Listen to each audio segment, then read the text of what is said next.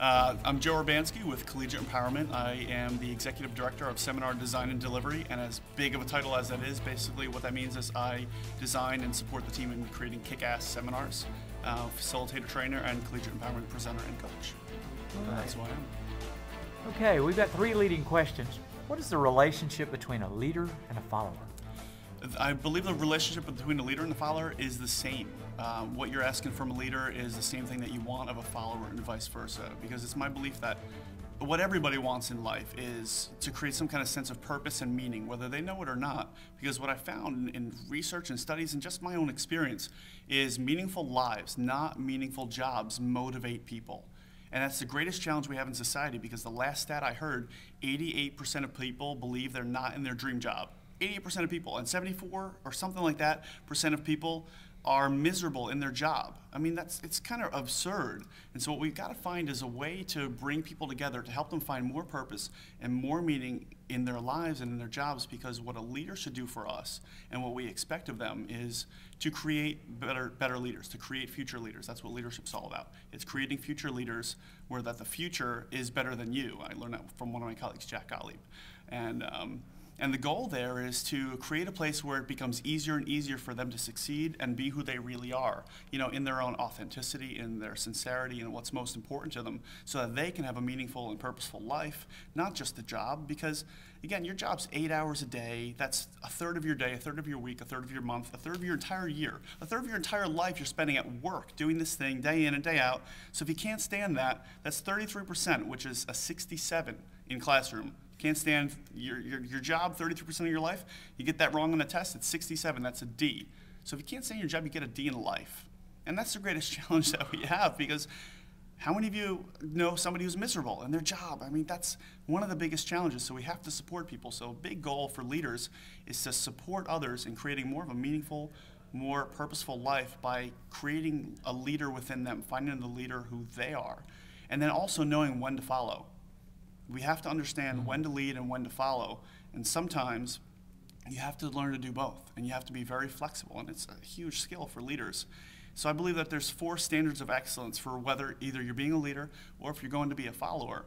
And I share these because it's the idea that this is something that I practice, it's something that my team practices, and wherever I go, it's the idea that these are the standards of excellence, I like to call them. So beyond, you know, leaders having great vision and passion and drive, I think there's 4 standards of excellence. The first one is energy, because without energy you can't move people, you can't move yourself, you can't get yourself out of bed, we can't take others to a place we've not really yet been, and we have to have the energy to do that. So I know I'm always energetic, and people come to seminars and sessions and they're like, where do you get all this energy from? Are you a morning person? I'm like, no. They say, are you a coffee person? No. I just wake up, well, I don't wake up this way, but when I get up, and I finally get up, I make that decision that I've got to have a lot of energy so I can be able to do what I do and be who I am. The second standard of excellence is commitment. When you make a commitment, you got to do it. It's about integrity, it's about showing up, it's about being who you are and really creating that impact within yourself and in your life, just having that commitment, whether it's in a personal life, your relationship, your career, whatever it is. You got to have the commitment, got to make the commitment. That's what is expected of both a leader and a follower. The third standard of excellence is application.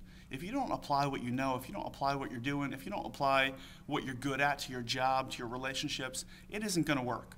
You know, we believe life is too short to do the things you suck at, right? And so you've got to start doing the things that are really good, you're really good at, things that are meaningful in your life, and apply that so that you can create a meaningful life. So for leaders, they begin to create a sense of a community, a sense of legacy.